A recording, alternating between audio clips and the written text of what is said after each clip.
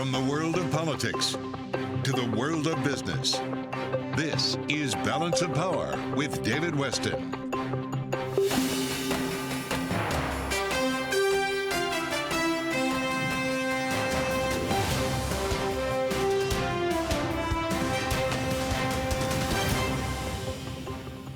From Bloomberg's Washington Bureau, I'm Joe Matthew along with Emily Wilkins, and we're in for David Weston today on Balance of Power.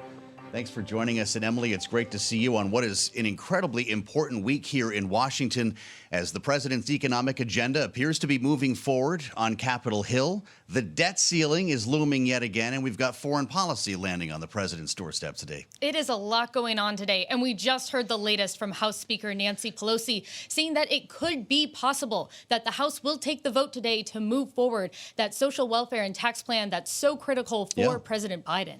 Pretty big deal. We could get a vote tonight, maybe tomorrow, if not tonight, but it looks like this is going to be done by the time we walk into this weekend here.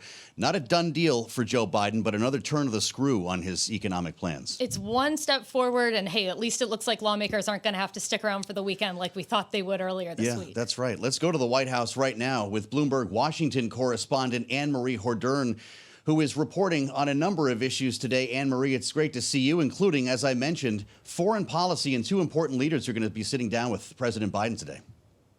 Yeah, certainly. This is the first meeting of what everyone in the media and international community calls the three amigos, the heads of state of the United States, Mexico, and Canada. And we haven't seen a meeting of these three individuals since 2016.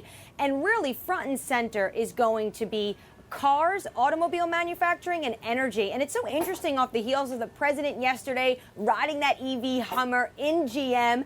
He wants Americans to start buying EVs. And Trudeau says, hold on a second, that's a little bit of a problem. If you're going to give tax credits to American-made electric vehicles, that goes against what we have all decided and prior trade agreements. The other big issue is, of course, energy. This is a president who wants to be a climate president. He killed Keystone Pipeline, something Trudeau had backed. And now there's a lot of concern and question marks about how they're going to lean forward with the Line 5 pipeline that goes to Michigan.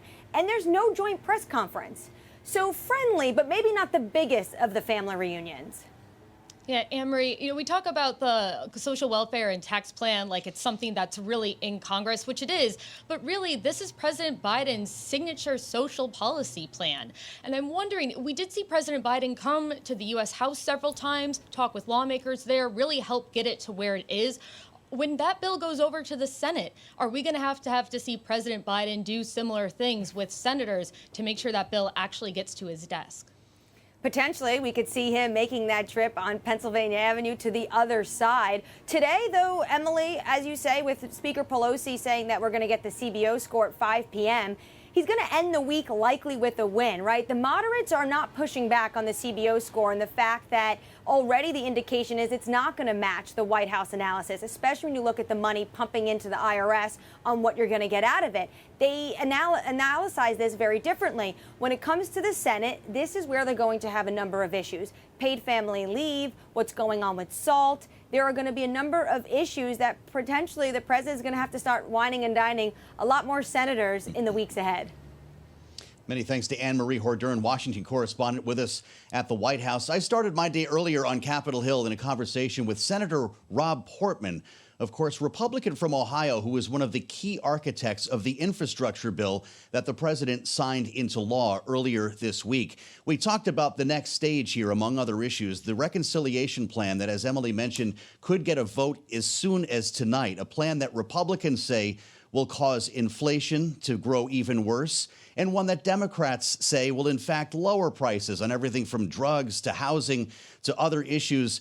And that's where I started asking Senator Portman if the White House and Democrats were wrong.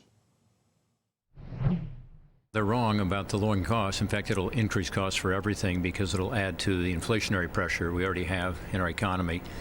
If you look at what happened in March when the $1.9 trillion bill was passed, it added more demand to the marketplace, more stimulus spending, which put a lot of pressure on inflation. By the way, that was predicted by a lot of people, including a lot of smart economists on both sides of the aisle, Larry Summers being one, former Democratic Treasury Secretary for President Obama. A lot of us raised that concern, and we're seeing it again. So with the high level of stimulus spending in this second bill, this is the so-called Build Back Better legislation, Yes. or also called the Reckless Tax and Spend Bill, also called the Reconciliation Bill. There won't be a single Republican supporting it. It'll be a bipartisan, it'll be a partisan bill that's jammed through the process. And it's going to add to the inflationary pressure we already have. So it's kind of scary. We had 0.9% inflation increase last month. If you annualize that, that's 11.4% or so. Double-digit inflation is what we're looking at right now. We haven't had that for 40 years. So it's a serious concern. Second, of course, it has big tax increases that'll hurt our economy right now. And then finally, of course, it has significant spending that's not offset. We don't know how much yet. It's somewhere between, I think, $270 billion and $3.5 trillion, depending on how you look at it. But that's just adding to our debt and deficit in ways that does not add to economic growth, and therefore, more revenue coming in through growth, which all of this is in contrast to the infrastructure bill, which is long-term spending. Much of it won't be spent for the next 3 or 4 or 10 years even. And that goes into hard capital assets, adding to the supply side of the economy, which should be counterinflationary. I know you've been involved in this debate, like I said, since the outset, so you've had a good sense of what the president's priorities are. When you hear about specific issues like universal pre-K, expanded child care, for instance, the CBO says they came in under cost. The price tag seems to match what lawmakers were looking for here. Do you support any of those as individual investments? Well, we don't know what they are, first of all, so we have to see the details. But look, we have a situation now where our debt is approaching $30 trillion, unprecedented, not just in terms of the nominal amount, which of course is the most ever, but as a percent of our economy. We have raging inflation. If you ask folks what their number one concern is back in Ohio, they'll tell you it's the price of gas. I filled up my pickup last week and it was $100. People just are blown away by the inflation numbers, cost of groceries and so on. So that's what we ought to be focusing on right now. And to add new social programs at this time, to me, is a mistake. By the way, we just did it again in March, $1.9 trillion of spending. Put that into context, we have about a $4 trillion budget.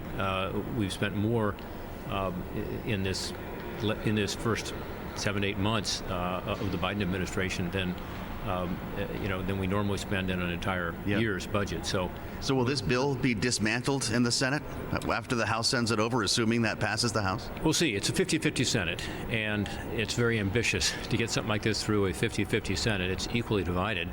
Not a single Republican will support it because of the tax increases, because of the high spending, because of its impact on inflation. So, it's not up to me. It's going to be up to Democrats like Joe Manchin and Kyrsten Sinema. They're both, fiercely independent senators, and they want to do what's right for their constituents in the country. So We'll see how it ends up. I'd like to ask you about the debt ceiling that's creeping up on us once again. Will you vote with Democrats to lift or suspend the debt ceiling to avoid a U.S. default? Well, we cannot default, and Democrats control the White House and the House and effectively the Senate, because although it's a 50-50 Senate, because of a tie vote by the Vice President, they have control of the Senate, so they have the ability to do it on their own. And they should? They should, and they know that. And again, if you add the $1.9 trillion, which no Republicans supported, to the next bill, which may be somewhere between $2 and $6 trillion, depending on how you look at it, that's the main reason you need to raise the debt ceiling. So they need to make space for that, and I would think they'd be happy to do that. Does it bother you that the debt ceiling's become a partisan issue? This is something that you've gone through many times in your career. Well, it's always a partisan issue, and it's a tough one. And I was, one of the 11 Republicans who voted to stop debate and allow a vote on it several weeks ago, because we cannot default and we shouldn't default. Everybody knows that. But, I think it's important that Democrats take responsibility here. They have the ability to do it. They're in control, and it's to make room for their spending that we need to raise the debt limit as high as we do. So I think that's the better way forward. We're on watch for an announcement on the Fed, Senator. As you well know, the president is expected the next couple of days to announce his nomination, at least for Fed chair. It appears to be either Jay Powell or Lael Brainerd. Would you vote to confirm either of them? Well, I'm a Jay Powell supporter.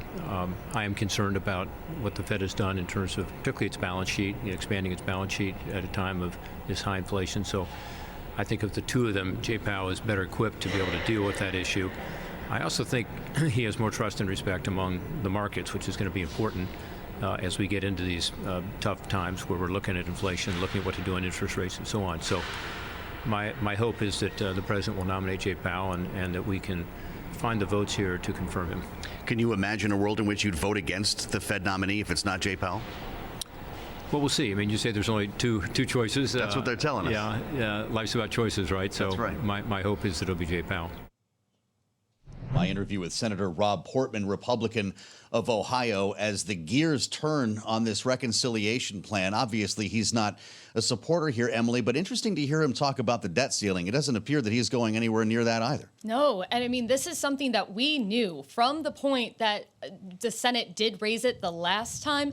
Mitch McConnell was very clear that that was a one-time thing. It was temporary. It was to give Democrats the time they needed to raise it. Because remember, this isn't something Democrats can just snap their fingers and do. They have to do this. They might need to do this via reconciliation. Sure. That's going to take a couple weeks. Reminding everyone that all of this actually could have been handled last summer, but here we are again. Coming up, Congressman Gregory Meeks of New York, who chairs the House Foreign Affairs Committee, will join us. We'll ask him about the debt ceiling, among other issues. This is Balance of Power on Bloomberg TV and radio.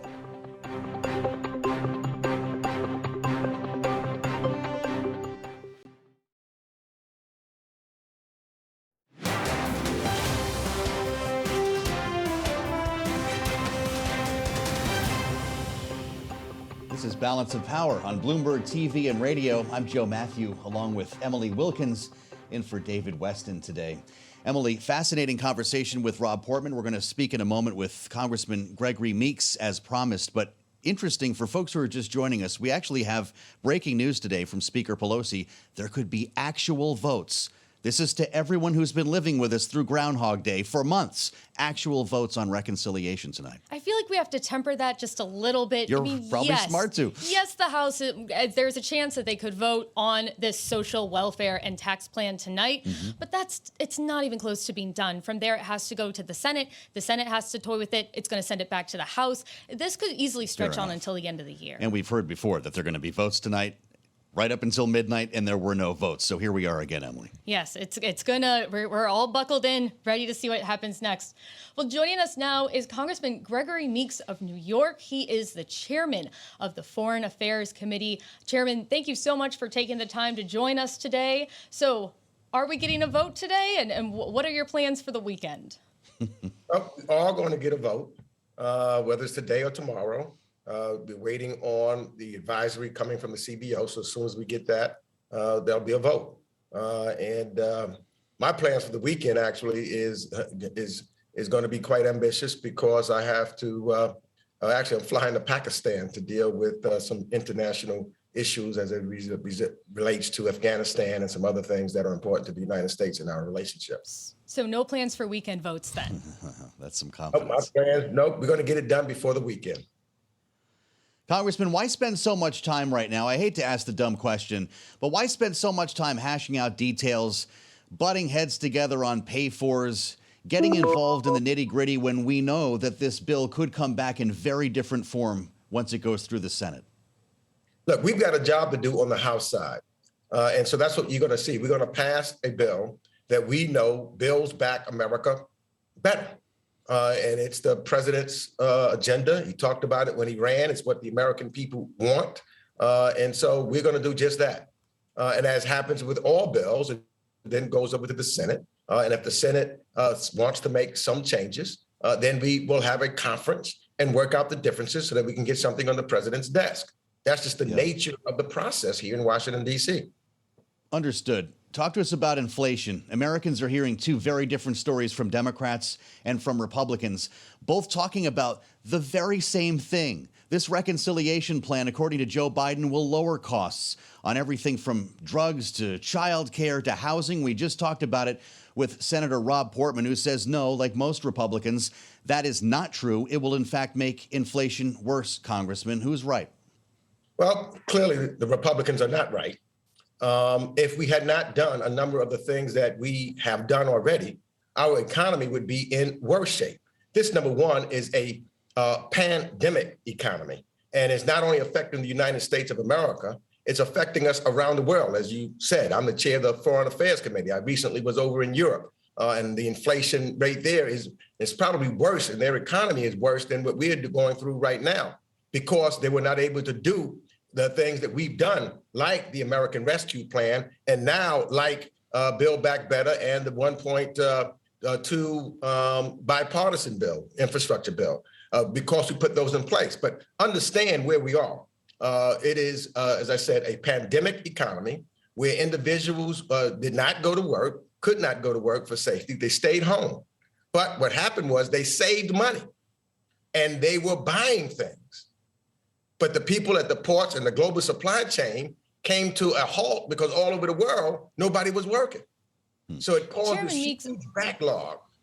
And now supply has to meet the demand. And that's Chairman Meeks, I also want to talk quickly about another important bill that I know that you are very involved in. This one deals with the U.S.'s ability to compete with China. It includes $52 billion for semiconductors. The Senate has passed this bill. I know that your committee is one that is working on it. Last night, we got some news from House Speaker Nancy Pelosi, Senate Leader Chuck Schumer, saying that there was going to be a conference now on the House versions and the Senate versions of the bill. I just wanted to get your thoughts on that process going forward and what role you are going to be playing in this conference. Well, I'm going to play a big role, and I thank the Speaker for moving forward. We're going to pass the EAGLE Act, Ensuring American Diplomacy and Engagement Act, that will have a number of items in there that's not in the Senate's bill that we believe is tremendously important. And so when we go to conference, again, as we talked about before, to work out the differences between the two bills, I will play a very prominent role at the table negotiating for what I know is important to include in that bill to make sure that we're competing with China. For example, climate. You know, I just came back from Glasgow. And we need to make sure that we put and have the same rules in that regards to save this planet. Also to try to make sure that a number of the undeveloped countries get the resources that they need so that some of these island nations could be gone. So I'm going to play a big and an important role to make sure that I'm voicing the opinions of the House and the people of the United States. These are issues that are very important to them. And Chairman, what's the timeline here? When does the House and the Senate, when are they going to start meeting? When do you guys need to wrap something up and get something on President Biden's desk by? Well, I think that the conversations are starting now. I hope that we pass our bill sometime after the Thanksgiving break. And then conference can start. We want to get something done sooner rather than later. I would hope that we can get something done either before the end of the year or or early in the next year. But the process is starting to move right now. Congressman, when will Democrats handle the debt ceiling? That's also coming up. Or will you drive this up to the cliff again in hopes that Republicans will join you? Well, I know that on the House, we're going to get it done here. But I just think it's unfortunate, and I heard what Senator Portman had said earlier. Why would the Republicans want to threaten this good standing, the credit of the United States of America? This has always been a bipartisan bill. I voted for it when the Republicans had control of the House, the Senate, and the presidency, because I understand that some things are bigger than politics. So why play politics with the debt and the credit of the United States of America, which could cause, just the threat of it, causes us to have insecurity in our economy all over the world. But if you take them at their word, Congressman, why not just take care of it now? Democrats could have done this over the summer. We would be talking about the Biden economic agenda instead of the debt ceiling again.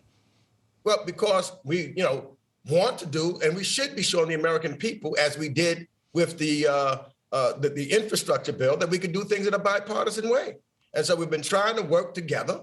But when you have, if we're gonna have to now do it ourselves, you generally have the filibuster that the Republicans generally put up. So we'll do what we have to do. But I just think it's bad for the American people. It's bad for the global economy and our economy when people don't have the confidence that we can do things in a bipartisan way. And the Republicans clearly showing that they know, Portman said, we can't default. Well, if we can't default, you understand that, then let's vote to make sure that we don't default. Fact of the matter is, most of the debt that we're talking about is Trump's debt from the tax cuts and the things that they did during the Trump administration. So the Republicans very well should be a part of this bill to say that we're not going to default.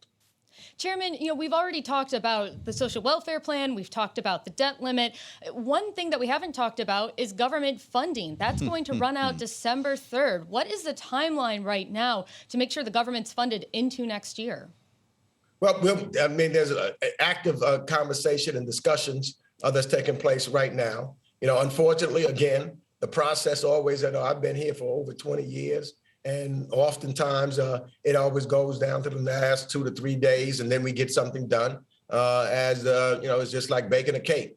So I know it would make it or seem easier if we did it much earlier, but that's just the way it has worked for the last 20 years. But we do get the job done. Whether it's the budget or a continuing resolution, if we have to do that. We got to look at what's happening with the overall economy and things of that nature. But we're going to do something before the deadline. Sounds like the cake is in the oven soon here. Thanks to Congressman Gregory Meeks, chairman of the House Foreign Affairs Committee. Coming up on Balance of Power, more on the midterm elections and whether Democrats will keep the House. This is Balance of Power on Bloomberg TV and radio.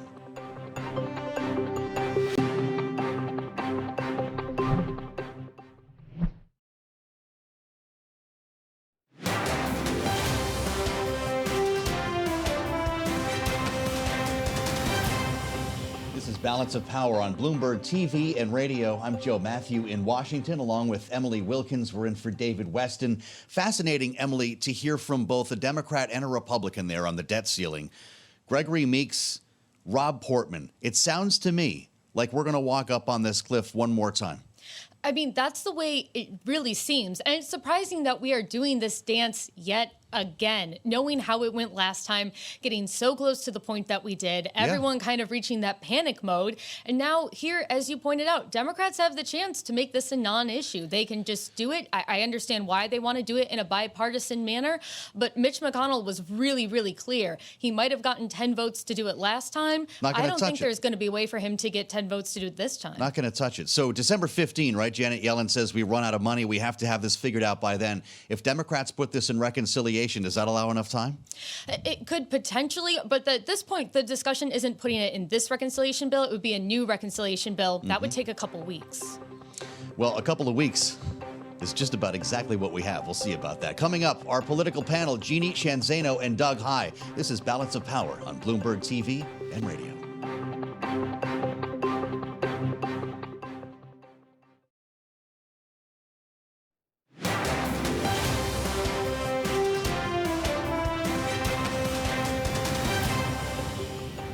This is Balance of Power on Bloomberg TV and radio. I'm Joe Matthew, along with Emily Wilkins. For Bloomberg First Word News now, we go to Mark Crumpton in New York. Joe, thank you very much. At the White House today, the leaders of the United States, Canada, and Mexico are holding their first in-person meeting since President Biden's election. Among the issues to be discussed, energy, borders, and auto manufacturing. Trade disputes remain despite the rewrite of NAFTA, the North American Free Trade Agreement. Bill Gates says that COVID deaths and infection rates may dip below seasonal flu levels by the middle of next year.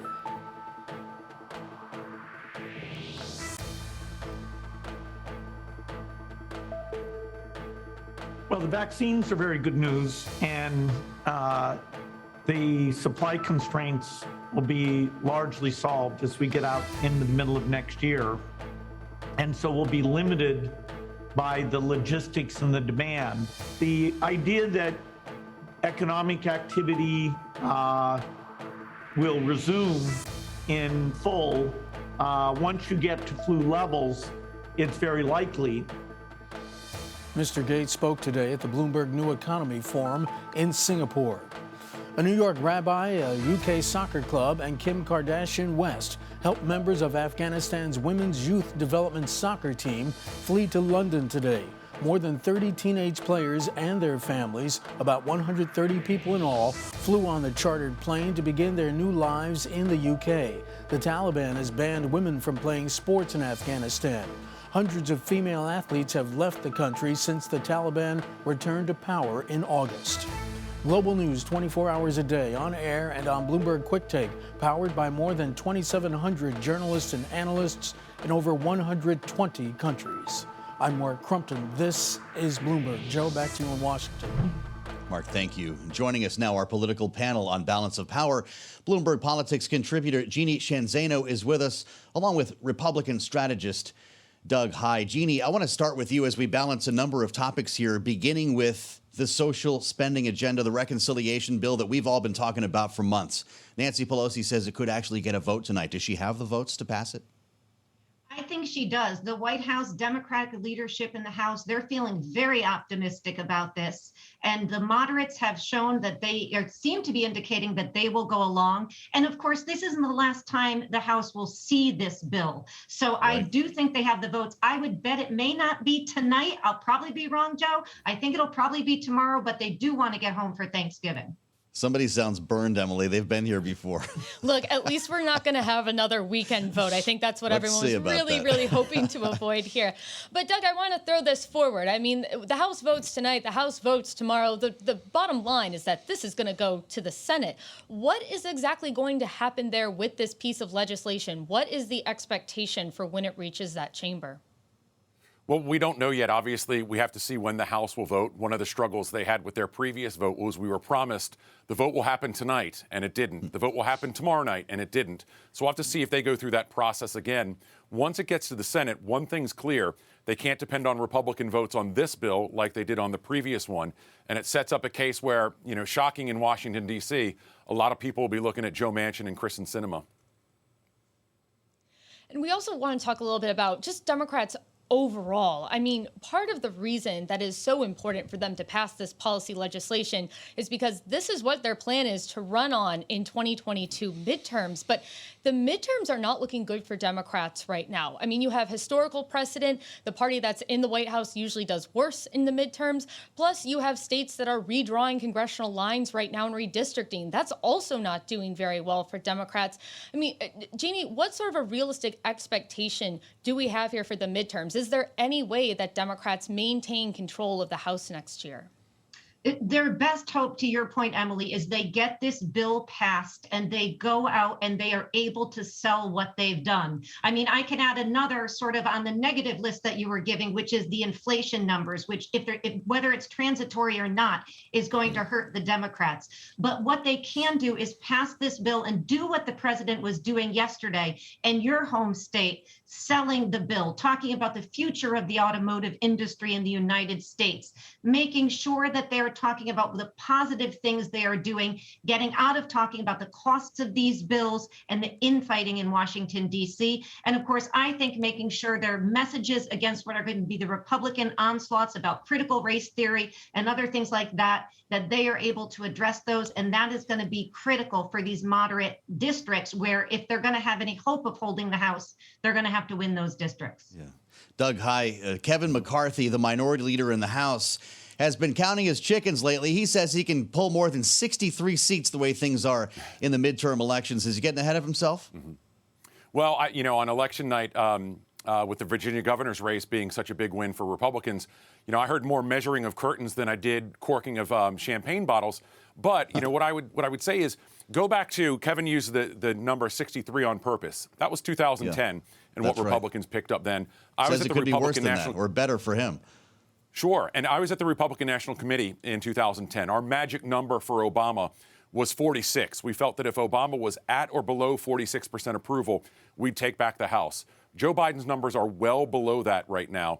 And if his numbers are today, they may not be, but if they are today, or in a year from now where they are today, it's going to be a very, very big problem for Democrats.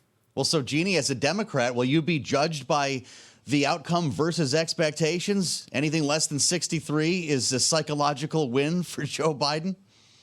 I think I'm old fashioned. I think a win is a win. I think they lose seats. They're going to have to own that. Emily is right. It's historical. It's history. They probably will if it's a guide, but they do have a shot here. And I think more important from my perspective, they need to focus on doing what they campaigned on and doing what they know is right for the American public. The Build Back Better bill has that, including the all important issue of climate change. People care about these issues. It's a popular bill. They should pass it and get out and talk about what they've done. Doug, hi. I'm wondering what Republicans need to do here. I don't want to make it sound like victory is guaranteed for them. What are the do's and don'ts if you're a Republican running in 2022? Sure. I would say their focus is going to remain on doing what they can to block the Biden agenda, to not give him those things to run on where they can, and also to highlight those things that are critically unpopular. If you look at issue after issue, the environment is favoring Republicans in a way that it generally doesn't. And one of the big examples of that, and there's very little that a president can do, is on the issue of inflation. Obviously, we've been talking about it as to how it's affecting families, how it's going to affect them over the holidays, as we're seeing, turkey prices rising, beef prices rising, and so forth. And I'd give one piece of advice to Democrats. Stop using the word transitory. That is a Washington, D.C., Wall Street word. If you live in Winston-Salem, North Carolina, my hometown, and you're going to the grocery store, you're filling up your gas tank, you're not using a word like transitory. I mean, Doug, are there any rules as far as what Republicans need to do in regards to former President Trump? He's obviously still a political force in the party. Yeah, look, this is the real rock and hard place that Republicans find themselves in. Glenn Youngkin did a great job of holding on to that Trump base without hugging Donald Trump. Obviously, Trump is going to make a lot of news over the next year, and it's one of the real fears that Republicans have is that Donald Trump could not only tank House Republicans' hopes, but given what candidate he supports in a House race or certainly in the Senate races where he's made endorsements, that having to use a polite term, lack of quality vetted candidates may sink Republicans in a few states. We only have a minute left. I'd love to hear from both of you on the Fed, as we do expect an announcement from President Biden on his nominee for chair, at least in the next couple of days here, we understand. Jeannie, all signs seem to be pointing to Jay Powell. And I'll ask you both, is that the smart choice politically for Joe Biden as he tries to straddle both sides of the aisle here? Jeannie? I think it is. It's one of the few things he can do, to Doug's point, to deal with the issue of inflation. And I think Powell is the betting person right now. You have to put your bet. What do you think on that, Doug? Yeah, I'd agree. And inflation is, I really think, the number one issue that this administration is dealing with right now, because it affects everything, and it's the supply chain as well. If they can get inflation under control, it's the best thing they can do politically for next year. Well, thank you so much to Doug High and Jeannie Shanzano, both of our contributors today, for weighing in on all wide range of issues. Coming up, former U.S. Ambassador to Canada, Bruce Heyman, talks to us as President Biden meets with Canada's Prime Minister today at the White House. This is Balance of Power on Bloomberg TV and radio.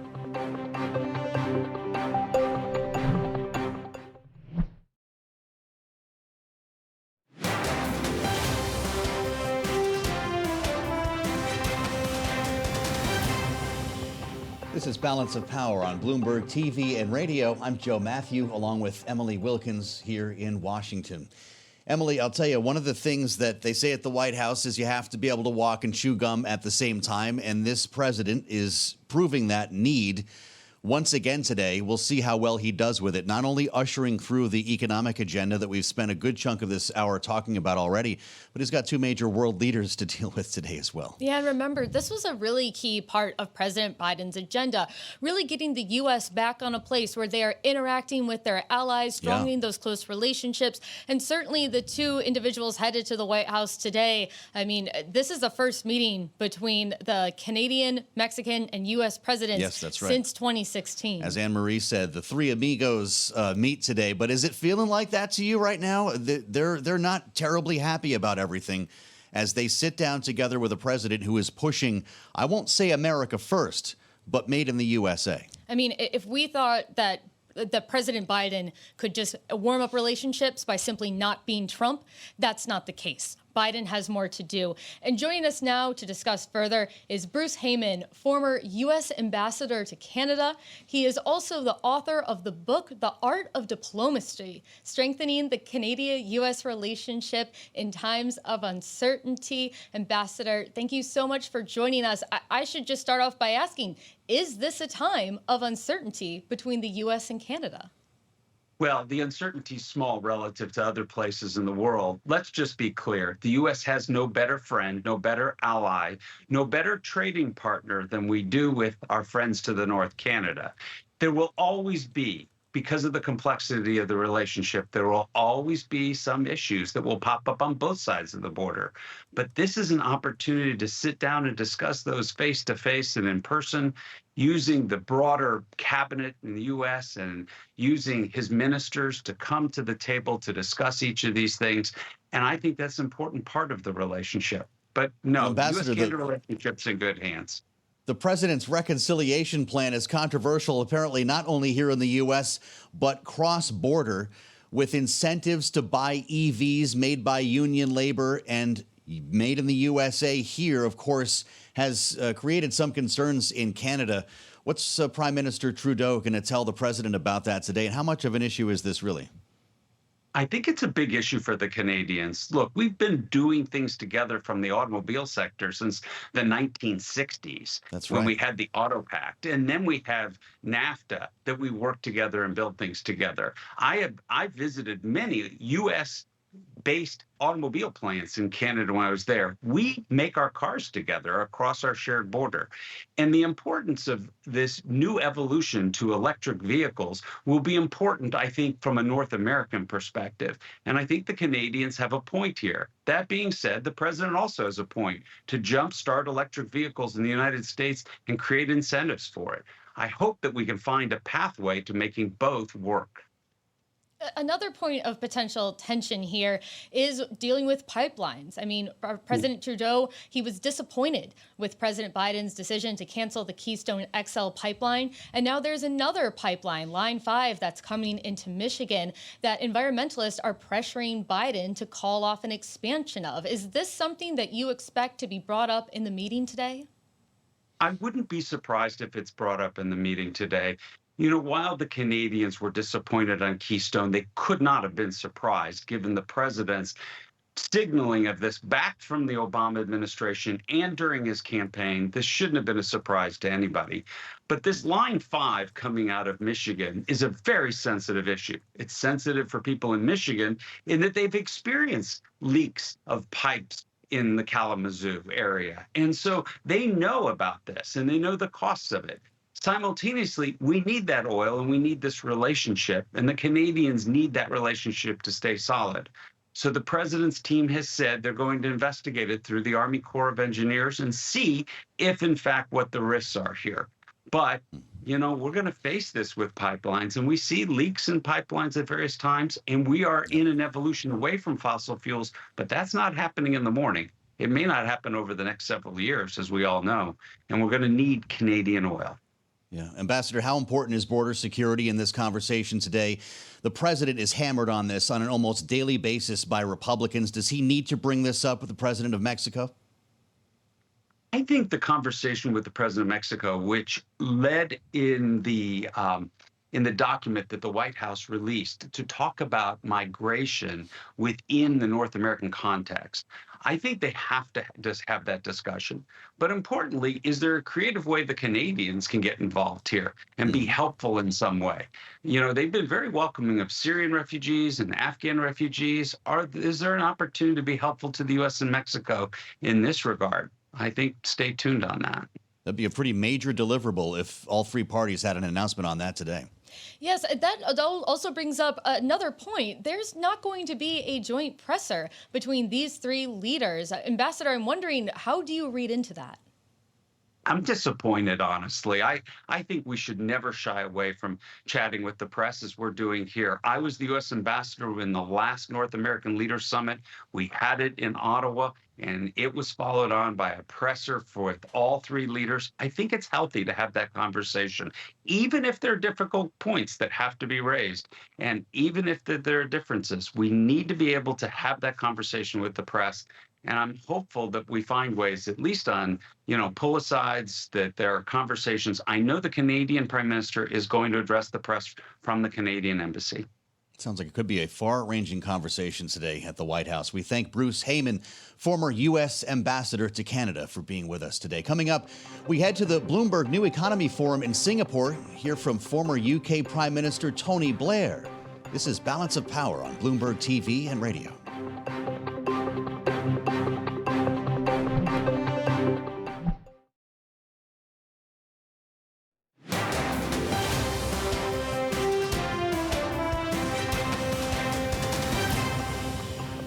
This is Balance of Power on Bloomberg TV and radio. I'm Joe Matthew, along with Emily Wilkins in Washington.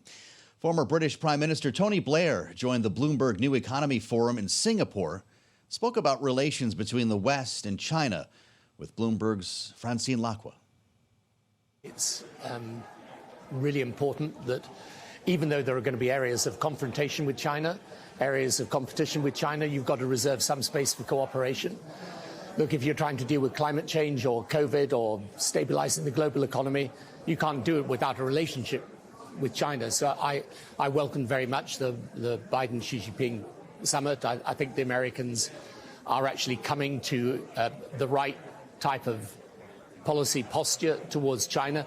None of that means that there's not going to still be some pretty fierce action on both sides, and there are all sorts of risks and dangers with this relationship, but it remains the key to 21st century stability. But what is this about? Is it overall supremacy of who has the best, biggest economy, for example, with AI, or is it just confrontation on unlimited things? Here's the problem.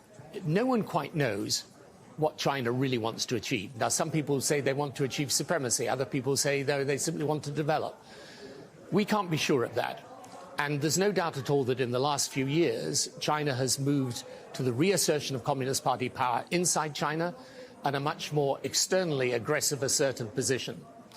So how do we deal with this when that obviously causes us anxiety, and we have to be prepared for that? At the same time, we need to work with China on these other issues. So my view is you need engagement and strength in equal qualities. In other words, you need to build your own strength. We've got to be strong enough in the West. This is why the American-Europe relationship is also important. We have to be strong enough to do whatever is necessary, but we need to engage. We need to engage to understand, to be able to work with China, and to ensure that the relationship isn't subject to mistakes that are accidental, and rather than situations of confrontation which may be deliberate. Do you worry about something escalating with Taiwan that maybe is not voluntary? Yeah, no, I do. I think that's a big anxiety, and I think it's important that we understand what China's position is in relation to Taiwan, how deep this one China policy is, but they have to understand that Taiwan is not the same as Hong Kong, and there are very strong views on this in the West. So what role should Europe play? Should they square with the U.S. in putting pressure on China on this point, or is it right to remain more neutral? Europe, in my view, should not be kind of navigating between America and China as if, for us, in terms of values and interests, it's an equal relationship. It's not. America is our ally. The transatlantic alliance is important. We need to keep it strong. So I think, provided America also recognizes Europe's got interests in respect of China, and Europe needs to be part of the conversation. We can't just have an American position put down on the table and we're expected to support it. Provided America is sensitive to our concerns, I think that the majority of people in Europe know we've got to be alongside America. That's former British Prime Minister Tony Blair at the Bloomberg New Economy Forum in Singapore. It's just been a wealth of news this week. Emily Wilkins, fascinating to think that it was only 2 days ago President Biden was meeting with President Xi in that virtual summit, if we can call it that, at the White House. no deliverables, but it does seem important for these two to meet again and maybe actually in the same room next time. And as you did see them say, you are seeing more confidence from other nations about how the U.S. is handling China. That's really key to Biden's strategy on making sure that the U.S. can handle China and have good relationships with China, is its allies. That's absolutely right. We'll be continuing this conversation in the next hour of Balance of Power that continues on Bloomberg Radio. What do you have coming up? We've got a lot of good stuff. Recapping a little bit of this show, I'll talk to Congressman Brian Steele, Republican of Wisconsin. This is Balance of Power on Bloomberg TV and radio.